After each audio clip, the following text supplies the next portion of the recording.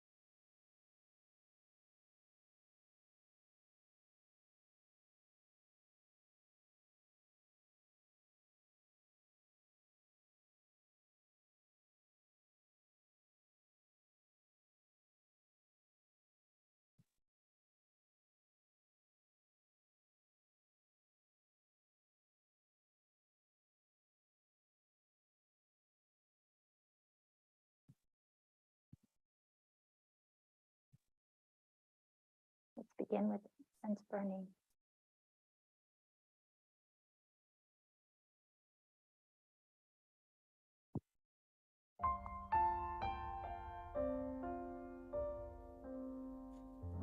Incense burning, all space is filled with the fragrance.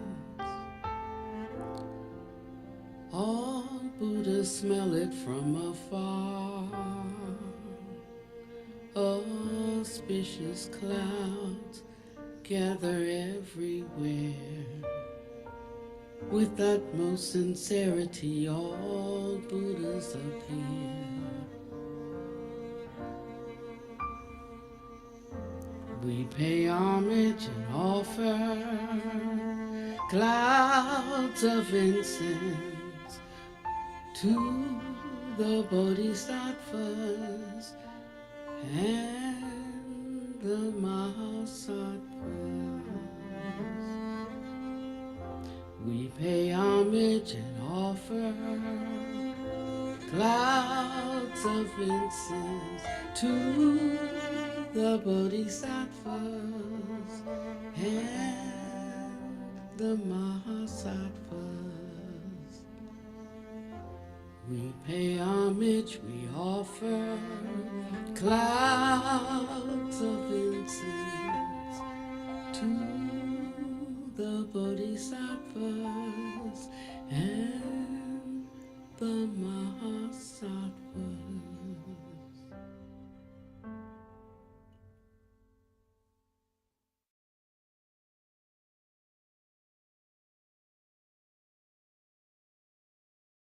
So we're going to start another chapter in the whole True Stories About a Holy Monk book. But before we do that, we're going to do a bit of review to see how everybody's doing with their altar setting up and the mudras that go along with that. Yusita will be helping us with that. So, you want to come up here?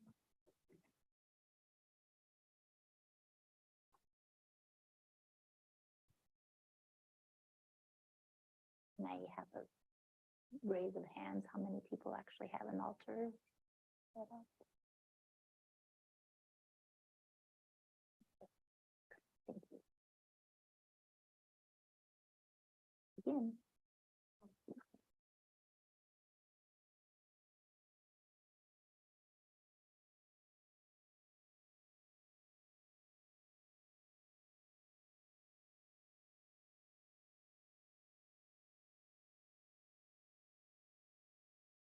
Here we are. If y'all will recall, we've got 8 offerings for the Buddhas, Bodhisattvas, and Dharma protectors. We've got water for the hands, water for the feet, flowers, incense, light, perfume, food, and sound. And there are the mudras and the mantras that go along with that. Does anybody remember? No? Okay. So it's Om, and then left hand here, Wargong, Badang, Bube, Dube, Warlage, Gende, Lawede, Shabda, Zadiza, and Soha. So that's offering water for the hands, water for the feet, flowers, incense, light, perfume, food, and sound. And then saying Zadiza Hong Soha, please accept this offering. And generally we'll offer that 3, 7, or 21 times. Okay. Offer the 8 offerings. You'll do that. You'll do Om, Wargong, Badang, Bube, Dube, Warlage, Gende, Lawede, Shabda, Zadiza Hong Soha. Yes. And with your whole heart, again, you know, when you're offering these things, you're imagining the very best of everything because you're offering your heart. You're putting your thoughts, speech, and bodily actions into alignment so that you're really in perfect correspondence, offering all of you in that process. And when you can do that, it's very powerful.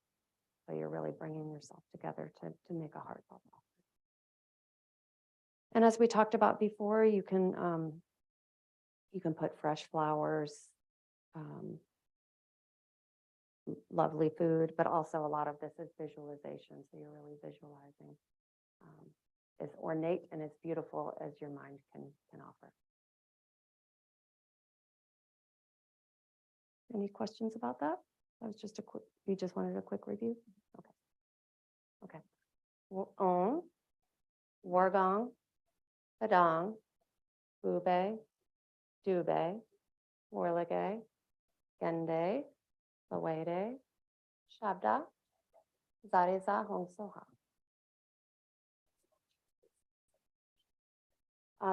So this is a conch shell. You can also do just sound. Venerable also does that either way. Venerable, is there anything else that you think we should add there? Okay. They are, and we can give you.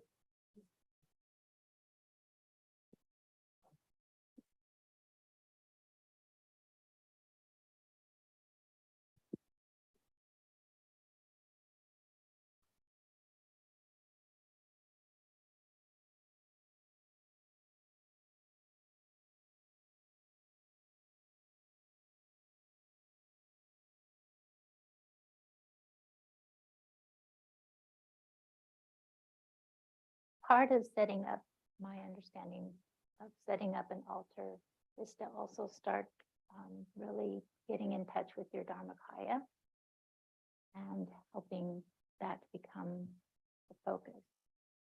So I really appreciate being able to be reminded of that, because I think that that was part of the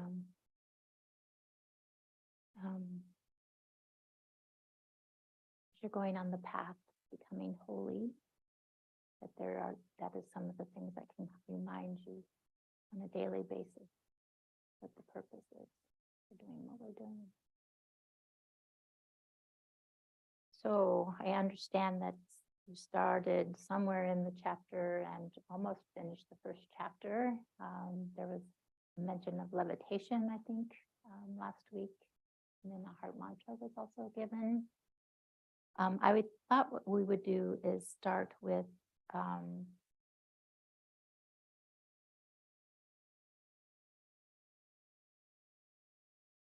the last few pages, reviewing that, and then we're going to build a mandala. Listen carefully, and I will tell you the situation accurately. Sorry, 45.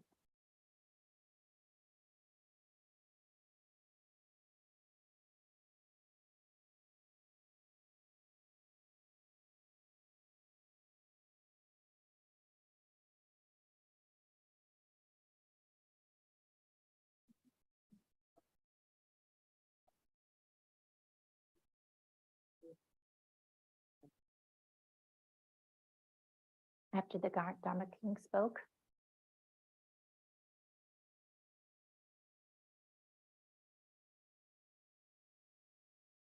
ap-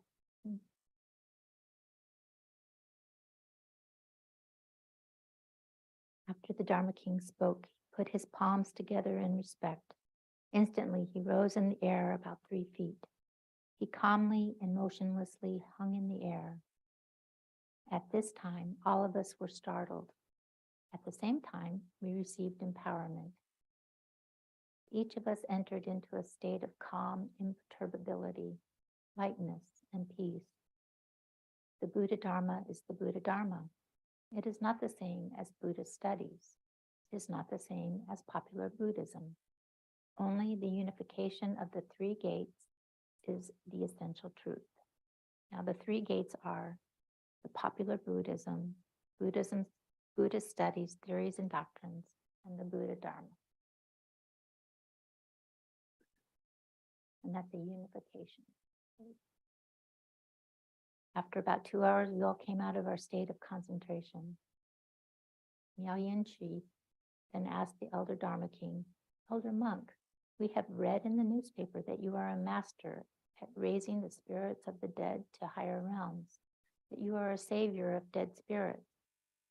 We learned that you will be raising the spirits of the dead and providing empowerment for 2 ossuaries in Taiwan.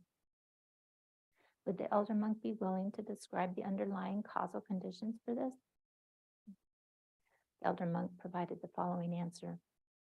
"You are a member of this temple, yet you still have such a question. Is this not a case of asking a question while clearly knowing the answer?"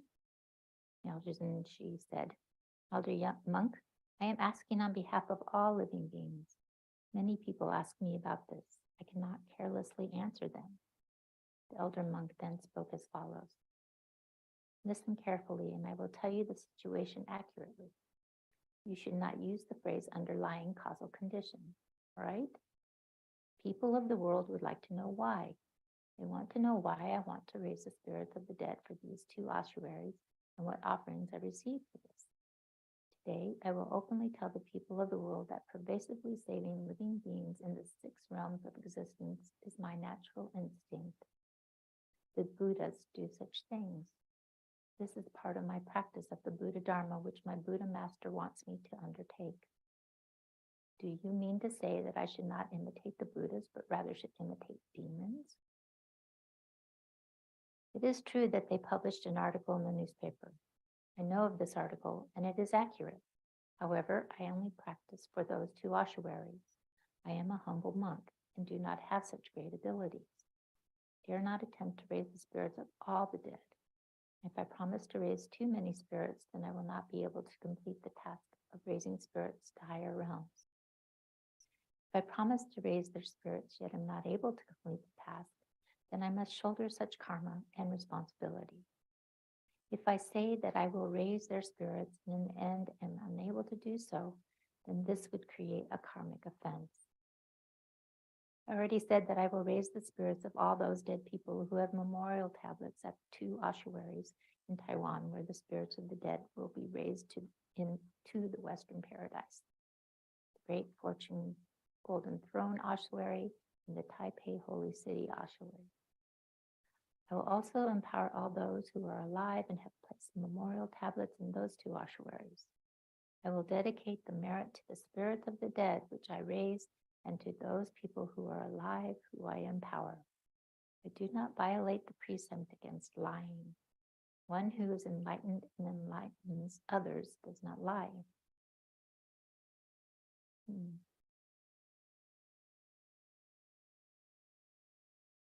would like to read next?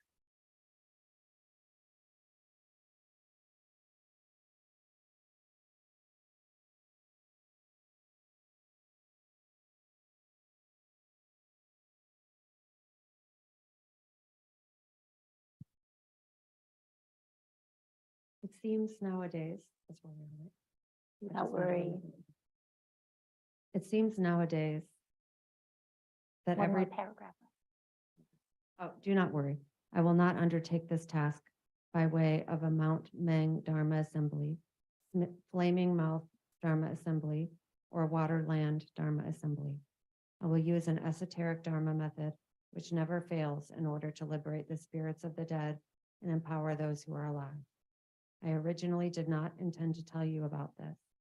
However, if I do not tell you, then you will give rise to the hindrance of doubt, thus producing negative karma. So I will just tell you, in order to bring happiness to living beings and fulfill my wishes, I will use the highest esoteric Dharma of the unsurpassed group, nectar bestowed by the Buddhas, so as to liberate the spirits of the dead. I will use the long life, increased happiness nectar Dharma in order to empower those who are alive. It seems nowadays that every Dharma teacher and Rinpoche are able to successfully practice the nectar Dharma. Actually, with respect to this matter, everybody is mistaken. What is called nectar by the average worldly person is water or Chinese medicinal herbs, which have been empowered by mantras. These are used as substitutes for real nectar. When one looks at the history of Tibetan Buddhism, Master Padmasambhava and the other masters did not use water as a substitute. What, after all, did they use as a substitute? I will clearly tell all of you, they did not use any substitute. Nectar is nectar. Nectar is a sacred thing which is directly bestowed by the Buddhas from the sky. It is something which emanates from nothing. Only this is true nectar.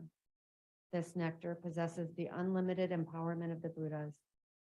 The merit true nectar contains is 1 billion times greater than the merit contained by water, which substitutes for it. Therefore, I, Dorji Lasang, dared to agree to undertake this task for them. I will openly practice this Dharma. When the time comes, I will invite some great Buddhist practitioners and those with great merit to view the ceremony live and receive empowerment. What is more important is to have them personally view the sacred site of nectar being bestowed so that they know what true nectar is. With such people as witnesses, this will help prevent those people who disrespect the Buddha Dharma from committing the offense of alleging that such ceremony was false. All of you must bear in mind that I, Dorji Lasang, have never violated the precept against lying. With respect to what benefits I will receive, I will certainly receive benefits. This is because raising the spirits of the dead and empowering those who are alive are benefits from cultivation. They are benefits which naturally arise. These benefits should not be clung to. When they pass away, they are gone. With respect to the benefit of receiving offerings, it is true that those two ossuaries presented me with around $50,000. Even before they came to the monastery's gate, I notified my attendant not to accept 1 cent. My disciples and I do not want their money. I will never accept money or offerings from those two ossuaries, where the spirits of the dead will be raised by the Western paradise. Undertaking this task is part of my cultivation. It is not done to receive money. This will never change. This is what I, Dorji Lasang, want to tell all of you. I really like that last sentence, undertaking this task as part of my cultivation. Wow. And it's not to receive money. That will never change. Anybody else want to go?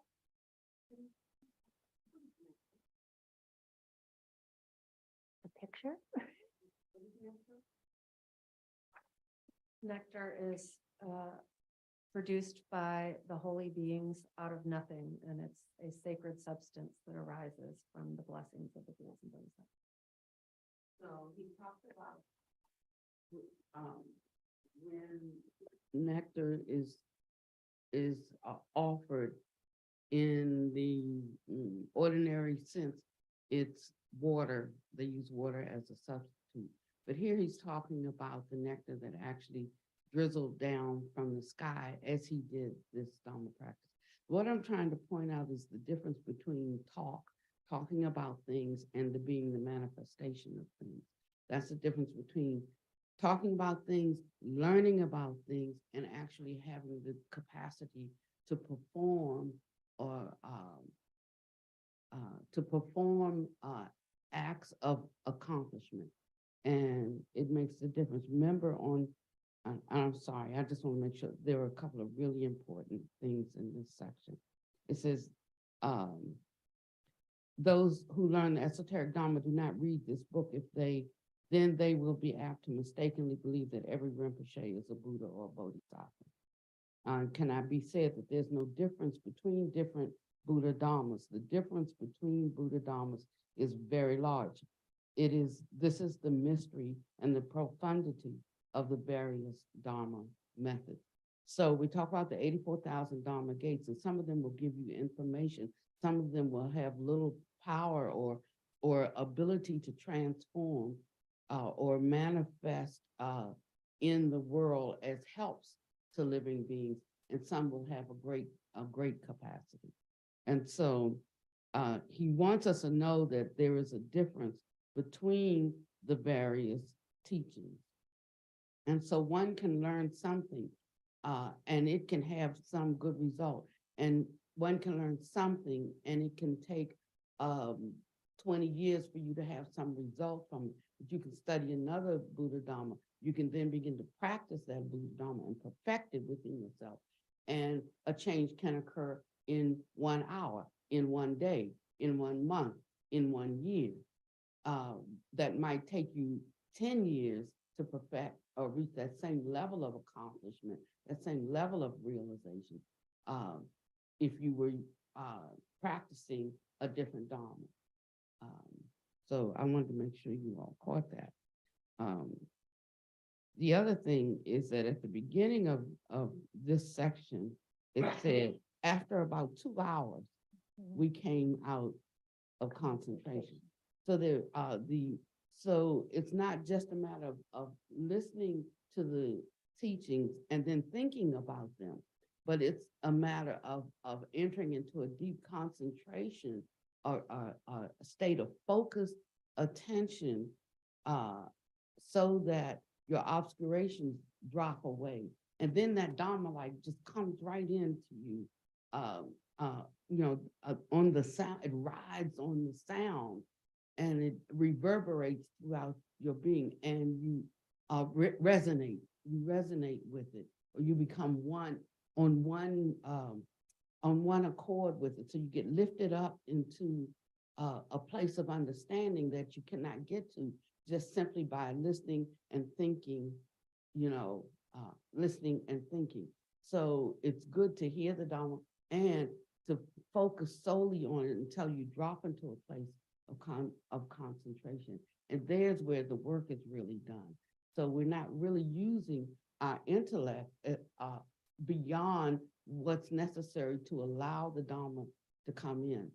I asked that question because I didn't know if anybody really picked that up, but that was just like on one line in the book, about the nectar flowing, because that was the difference in ordinary,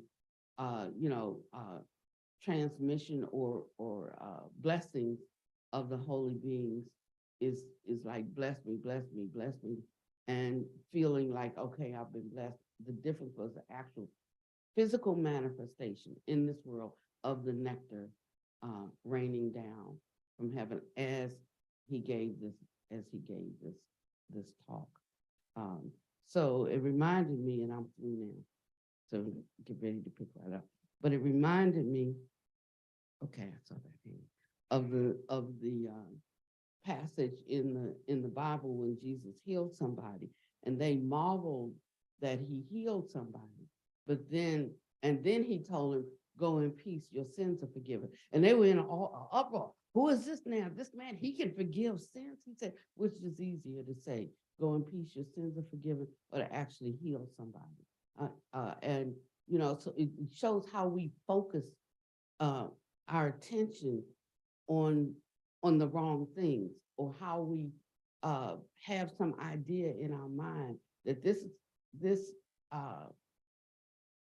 and we turn our attention away from that which will arouse faith and confidence in us to actually inherit what is really possible by being outraged by something that, heretofore we could not accommodate with our reasoning.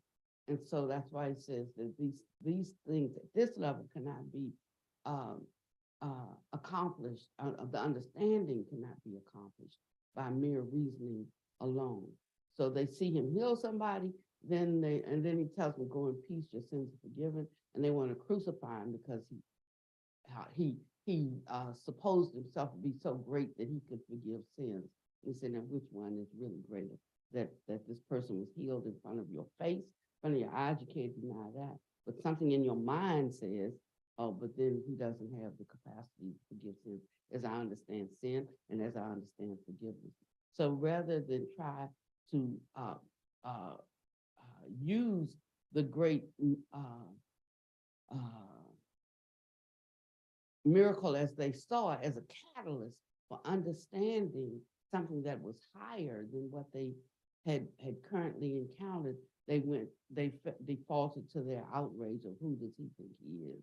And that's what keeps a lot of people from receiving, not because the time wasn't right, not because they had not already earned the merit and it was ripening for them in this time, not because, and not for any reason other than they allowed their reasoning to get in the way of penetrating to the greater truth of something. So this is where a lot of our work lies.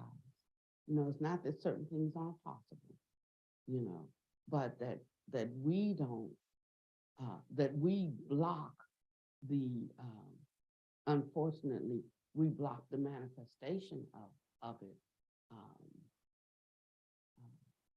by our own thoughts and our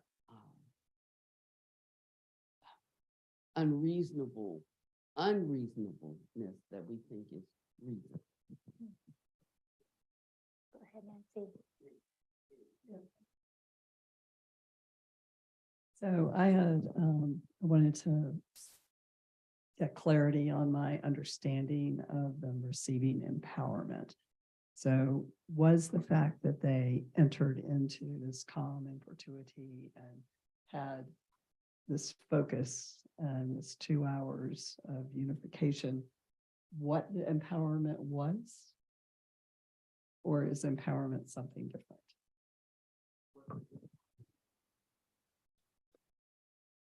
So when we speak of these terms like empowerment, it is like the truth or the reality of what being imparted to you, the capacity to enter into it and to be a participant with it and to benefit from it. So, so an empowerment can be going forward. You can get absolutely nothing by your own rejection of what is being offered, to you. The empowerment actually is only as penetrating as the level of the one in doing the empowering. So let's say that a person doesn't have much experience about something, but they read something and they start sharing what they read. Okay, so they're sharing what they read, but it doesn't have its full resonance and power because it has no place of reality within the one who's giving it, who's offering it. But as one develops in their spiritual practice, and they become more at one-ment with the truth, then when they deliver it, it has a greater impact when it hits you. It has a greater capability to break through your delusion when you hear it and when you receive it. And you can hear it, you can reject it, and you have nothing. One can give it to you, but because it's not even real to them, it rides on a feeble thread. So that's, does that answer your question? A little bit. I mean, it sounds like because it was the Buddha that gave the empowerment, if the participants were ready to receive it, their own cultivation was at a point that will determine how much they can relate to what's given. Well, maybe at that time, but the empowerment is, you could think of it like, yeast, or leaven. And when you put it in, it may not have its full impact on you at that time, but it's in there. It's in the mix now, and it's going to gradually break down. It's going to break down your ignorance. It's going to break down your resistance. If you want it to be broken down, so that gradually you'll come to understand something. Something will dawn and it will penetrate. So it's like adding that ingredient that helps break down, your ignorance, and you will come bit by bit into an understanding and reap the fruit or the benefit of that, of having that bit of truth shared with you. So it's not always instantaneous, but it's like the seed has been planted that will break down your confusion.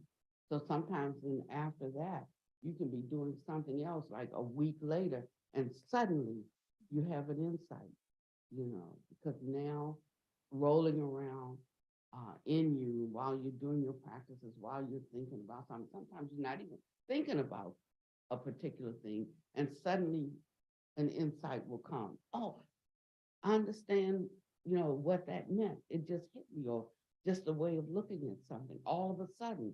But it wasn't all of a sudden. It was because the empowerment went forth. You received it, and it did its work in you in breaking down that which was hindering you and keeping you from being able to recognize that truth, and to recognize that you have the capacity to fully engage with that truth in you already.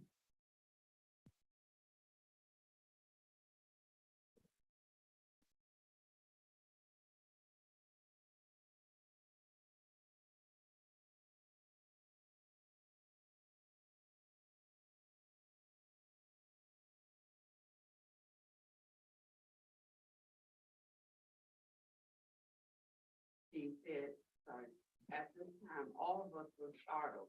At the same time, we received empowerment. Each of us entered into a state of calm, imperturbability, lightness, and peace. The Buddha Dharma is the Buddha Dharma. It's not the same as Buddhist study. It's not the same as popular Buddhism. Doesn't mean we don't study, or whatever. We're just saying that the Buddha Dharma is not the same as Buddhist study. So it's in relation to the three gates an alignment of. Buddha Dharma is the last of the three. That when the popular Dharma, the popular Buddhism, hold on, let me find my reference. Popular Buddhism, page 44. Buddhist studies, theories, and doctrines, and then the Buddha Dharma, those three gates. And it doesn't mean that that's the last. Last implying that you get some popular Buddhism first, and then you learn, do some studies later, and then you get the Buddha Dharma. It doesn't mean it's last. Your entry point can be by any one of these methods. That's why sometimes a person can hear something and have a profound experience, and they know nothing about the Dharma. They know nothing about it, but they just know that they were impacted in a very profound way that changed them. And now they're like, what is this? And then they might read something about Buddhism, and that might be what we call popular Buddhism, not to be how to be happier and things like that. And then they go into deeper studies, or they may have started in deeper studies, and actually what they needed was a more surface introduction to be at a place of calm and happiness or contentment before they wanted to go, before they could handle the subject matter of the depth of the Dharma. So we enter the gate wherever we enter it. And then the aspects of it, each one can take according to their own proclivity.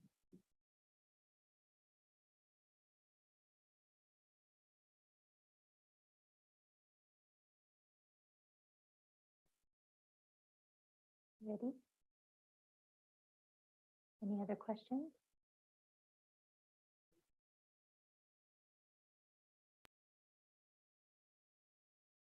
At this time, Zishin asked the elder Dharma king, uses nectar bestowed by the Buddhas to empower and raise the spirits of the dead. Does the 17th Karmapapa Great Jewel Dharma King also use nectar to raise the spirits of the dead and empower? The elder Dharma king answered as follows. Using nectar bestowed by the Buddhas to raise the spirits of the dead and empower is something which I do. They also accumulate great merit when they recite sutras and practice the Dharma. I would like to ask another question. There is now a controversy over which of two people is the 17th Kamarpa Great Jewel Dharma King. Which one is real and which one is false? It is difficult to determine which one, after all, is the true one. The elder king, Dharma King, answered as follows. This is an important matter about which Buddhists all over the world are concerned. If I now tell you which one is the true one, people of the world would not necessarily believe me. In order to have people of the world truly believe, we have to look at great Dharma King Yangwo Yisimbu. This is because he is able to have the true Dharma wheel of a Vajrayana great Dharma King exhibit supernatural powers concerning important matters. Through this Dharma wheel, the Buddhas and Bodhisattvas residing in space would clearly let people of the world know which one is true. At that time, even great Rinpoches or great Dharma teachers would not be able to think of a pretext upon which they could oppose such a result.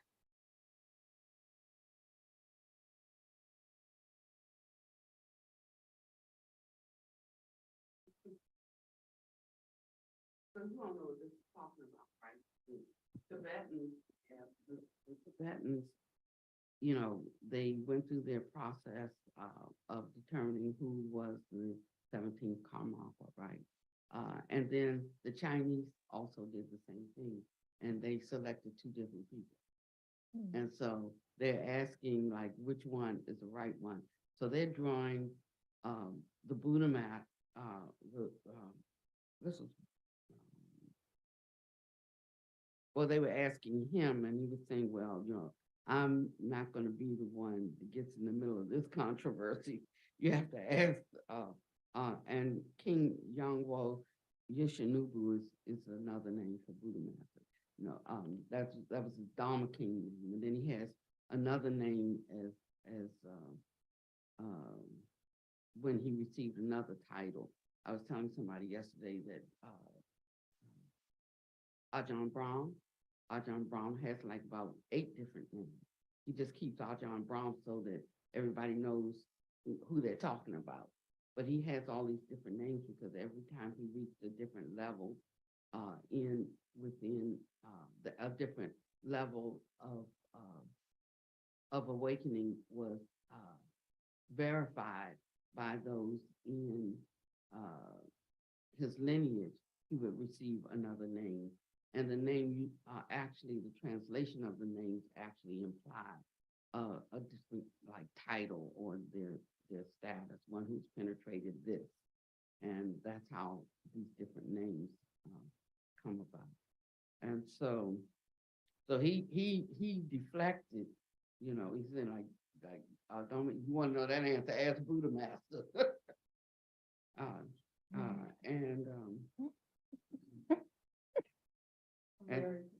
Yeah. I thought this was the master doing No, bestowing the power. no, So who was doing this? one of his disciples. Yeah. Okay, because reading it, I didn't get that.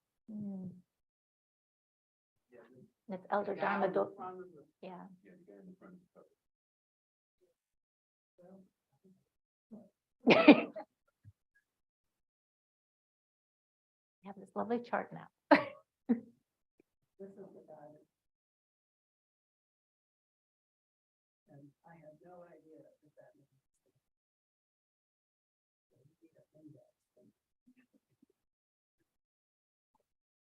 I agree. Before he was right.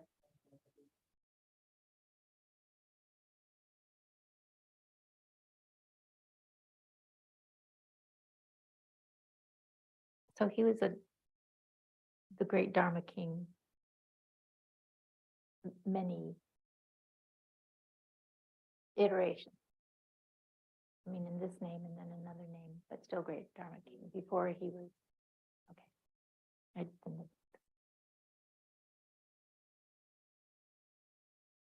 But none of these things himself, they were conferred upon him by those who went into the heavens for verification of who he was and who he was an incarnation of. And sometimes people get confused between Dorji Chang Buddha and Dorji Chang Buddha the third. The third is that man, but Dorji Chang Buddha is the primordial Buddha. So it's a manifestation of the Manakaya. And those are two different characters. And that's what caused a lot of controversy outside of lineages where this is normal. What they call living Buddhas and so forth. But outside of that lineage, and by you having the same name, it was confusing to people. And they say, oh, well, like Buddha Master, he's claiming to be Dorji, to be Shakyamuni's teacher, but he wasn't claiming to be Shakyamuni's teacher. He's just an emanation of Dorji Chang, and Dorji Chang was the primordial Buddha. That's all. Okay, Brian and Nancy. The author of this book, the Dharma King, this book, is he the Tibetan or the Chinese recognized one? Yes. I think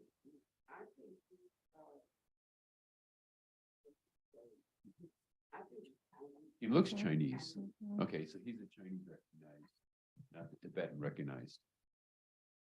Okay. not that recognized. He's just him. Well, there were two Dharma kings, right?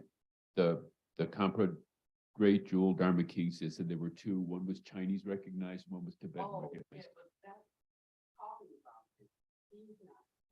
Okay, That was a question, you know. So he's teaching this, whatever he's teaching, somebody comes up and says, about those two come off with, you okay. know, which one is the real one? You know how like something out mind, and we all off topic, talking, and that happens a lot, you know, because something comes up in your mind.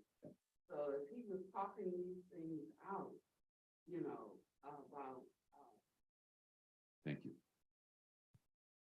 So, about raising spirit and the Karmapa, they said, by the way, which one of them is the real one? Yeah. You know, and then the conversation got deflected. And he just said, basically, that's not what we're talking about. And like, we went right on back to what we were talking about. okay, so this author is the one who's empowering and raising the dead, and because he can actually manifest real nectar from the sky, is he actually a Buddha? Or is he just a very, very high disciple of a Buddha? So it's not just Buddhas that can get this nectar. Okay.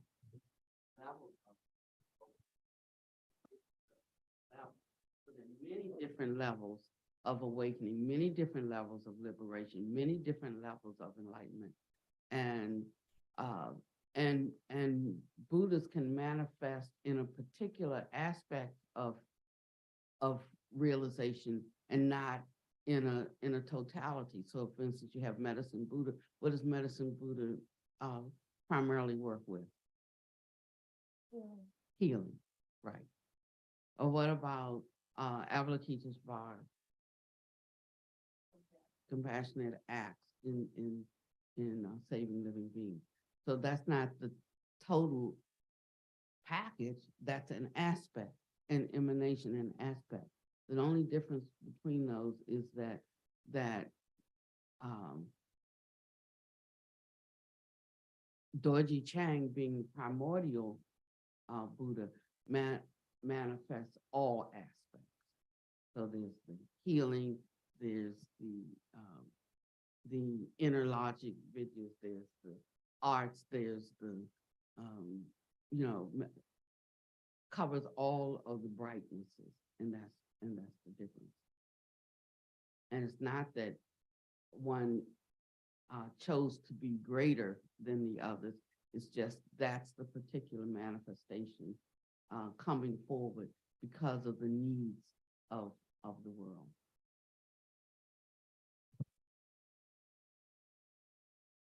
It really doesn't have much to do with first. It has to do with the illumination coming forward. So we put our eyes in it first, and then we need to pray.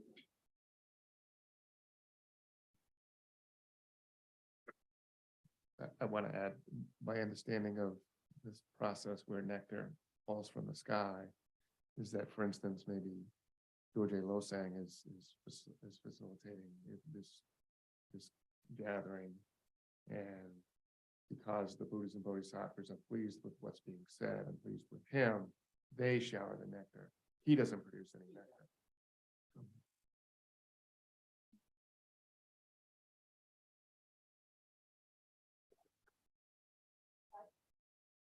I will speak loudly.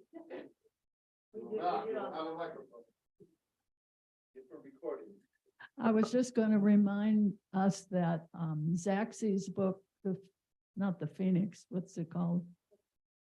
Anyway, Zaxby's book does a lot of good describing to answer a lot of those questions if you get deeper in the book.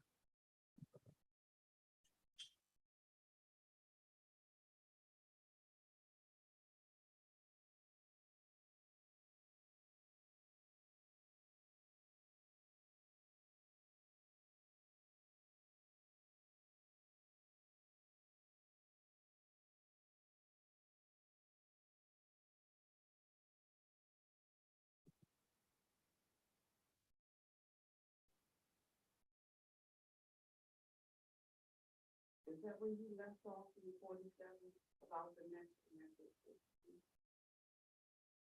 Oh, I forgot.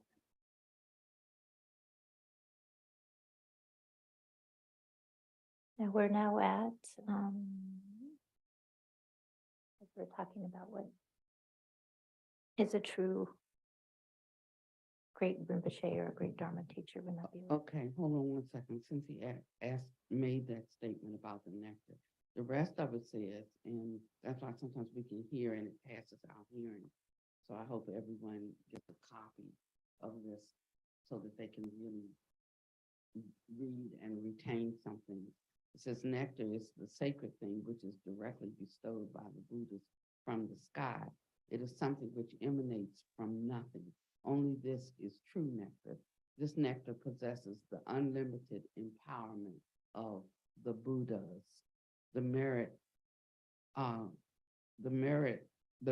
true nectar contained is 1 billion times greater than the merit contained by water, which substitutes for it.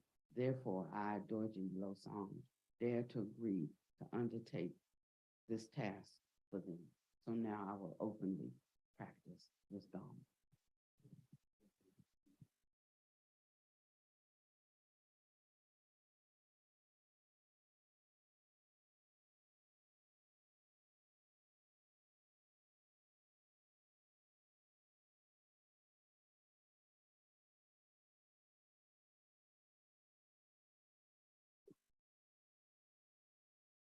Which is why I really loved having the additional photos that were included in here so you could see it for yourself, because there's different nectars that also rain down depending on where you are. And even what people actually see, because some people see one thing, some will see another thing, some will hear one thing, some will hear another thing.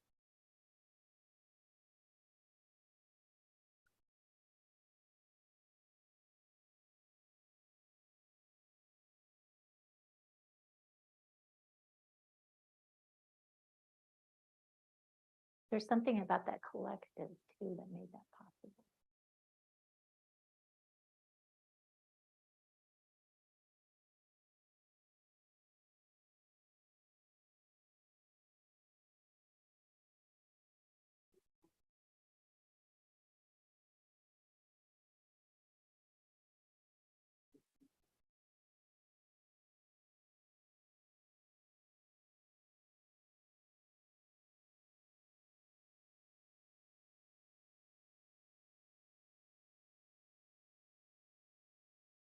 I think it's something related to what Joe was saying around the pleasing, what was being sensed in the ethers as very as pleasant and in alignment, which together brought that as a sangha moment basically together and allowed that blessing to occur at that time.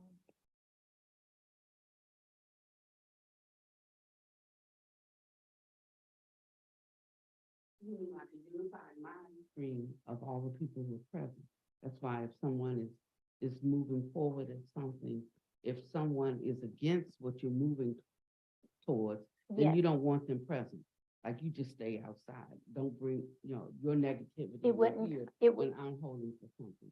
So people sometimes feel that it's a harsh thing when you exclude some people from something that you're trying to undertake or something that you're trying to birth or to bring forth, or because it takes a certain amount of power to negate opposing forces.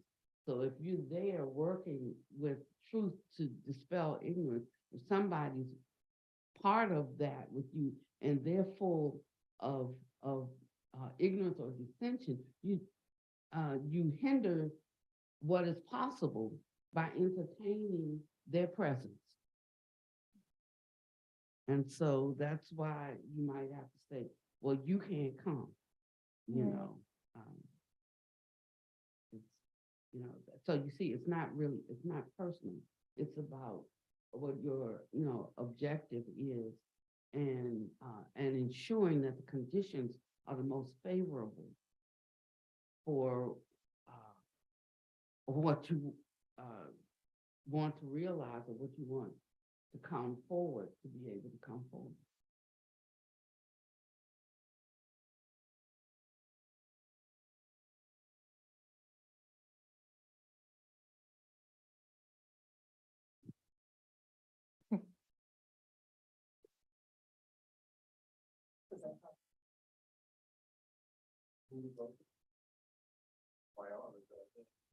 I'm sorry. Extraordinary storytelling, that's what,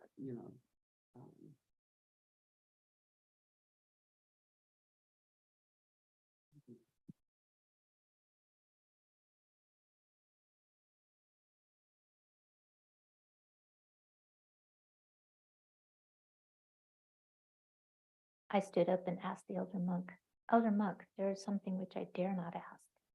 The elder monk said the following: if you do not dare ask, then do not ask. Of course, you heard that heavenly beings offer me food, and that I therefore do not accept offerings from people.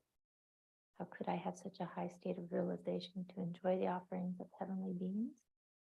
My Buddha master treats all living beings in 3 spheres of existence with a humble heart. Can it be said that I do not even have the slightest humbleness?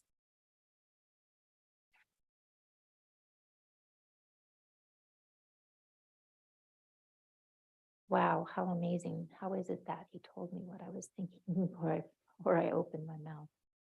The elder monk then said the following: do not make blind and disorderly conjectures.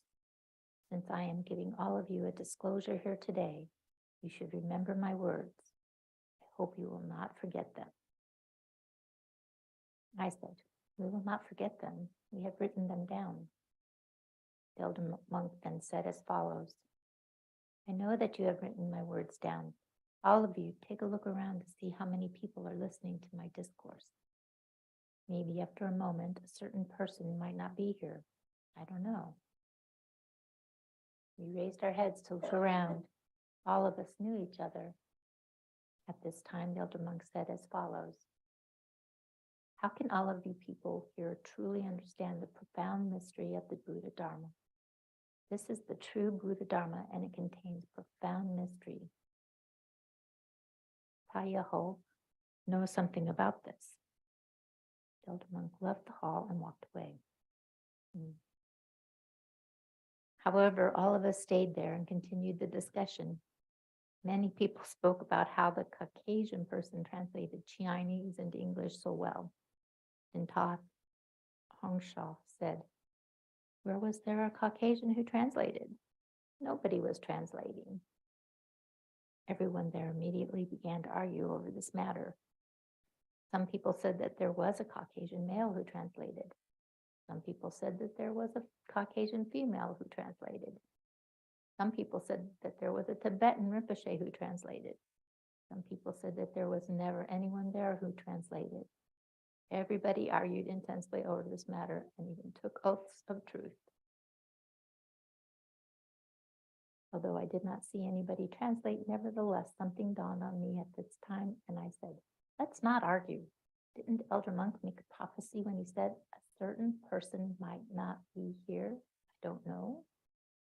Let's all go to the Elder Monk to verify the correct version. It was already past 2 in the morning. Dharma teacher Tao Yao said, it is too late. We will go and ask him tomorrow. However, everybody's opinion still differed. In order to clarify this matter, everybody went out to seek the Elder Monk. The Elder Monk was standing outside the door waiting. He said as follows.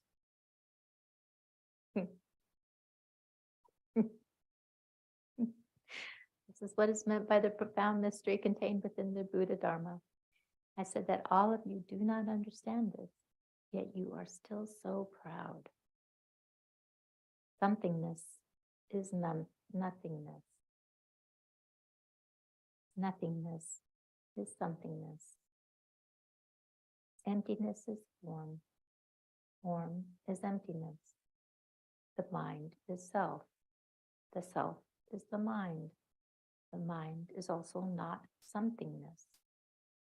Somethingness is also not the mind.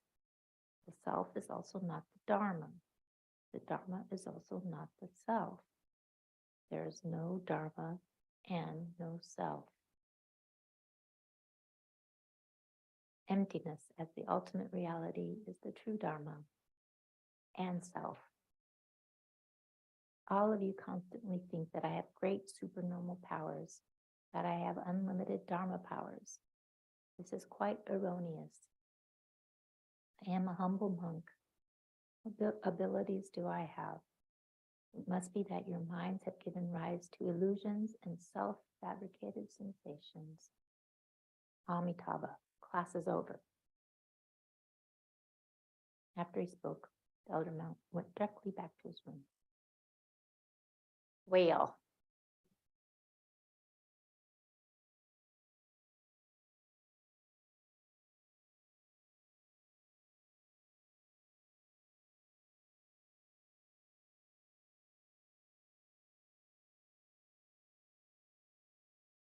I'm going to stop there.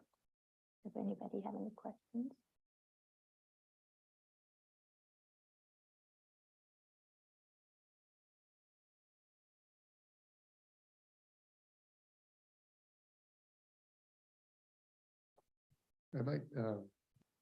I noticed when we were talking about everyone, it said everyone, and we all received empowerment. He said they received empowerment, but it didn't say he gave empowerment.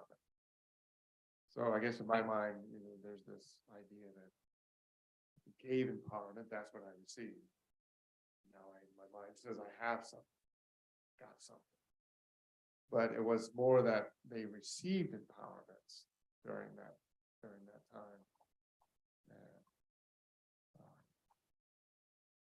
So then that raises the question for me of what is the distinction between empowerment and initiation?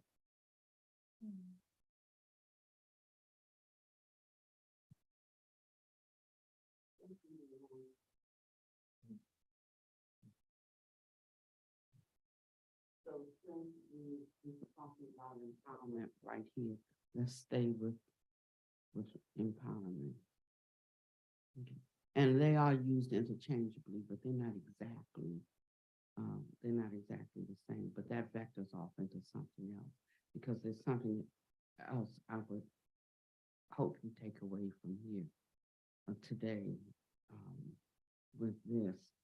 And it's about once we concretize around an idea of what something is, or what we've seen, or what we've actually heard, we are totally convinced that that was actually it. And this is where we have the difficulty in shaking up the mind, that the form is emptiness, the emptiness is form. You know, we have an idea of what form is. We have a definition for what empty is.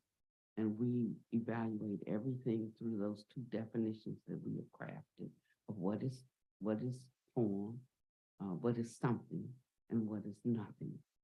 And until we can drop both of those concepts of what is something and what is nothing, we will stay confused.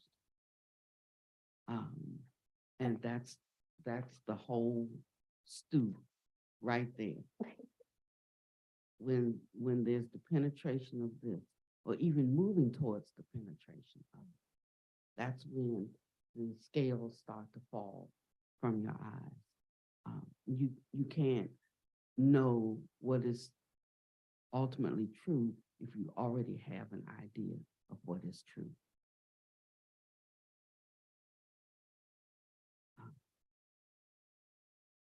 And you notice how when he talks about the state of humility, because the more we know, the more, the more arrogant we get around our knowing.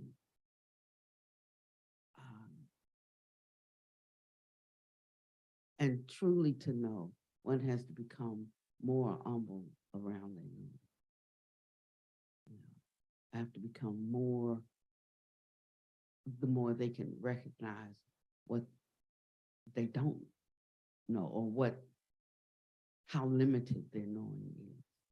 That's the gateway to truly apprehending the truth. The gateway is the constant recognition, even as I learn something else or come to know something else, I become aware of how much there is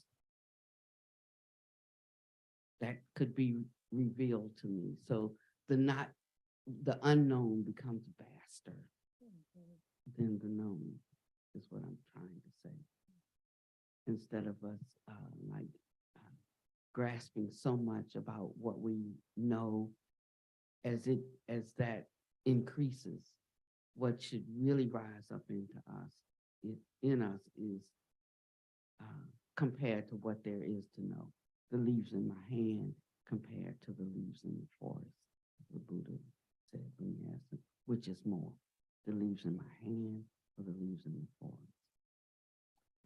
So they talk about the Zen master emptying, pouring the cup of tea for the student till a cup reaches to the top, to the brim of the cup, and then it spills over. And the student saying, "What you doing? You can stop, the cup is full." And he tells him, like, that's how your mind is, because we get really proud of what we know. And that then becomes a limiting factor for us. And it becomes difficult for us to go further.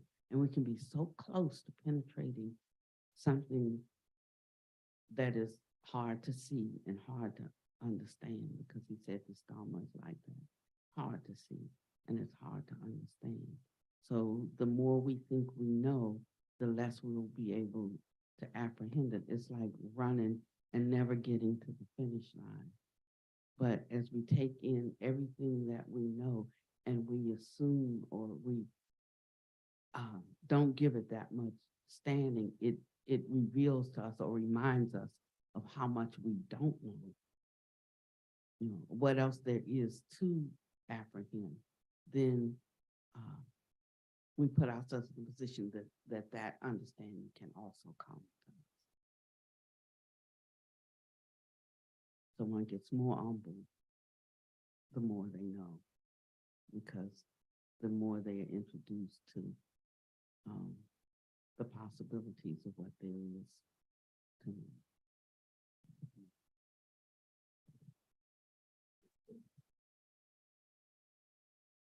So for those of you, this last ending paragraph, this last encounter with that which is not known.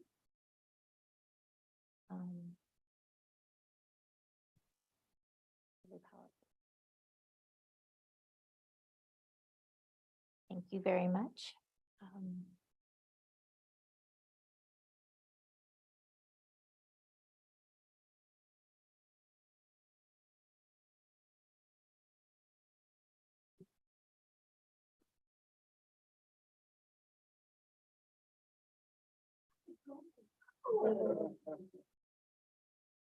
May all beings benefit from a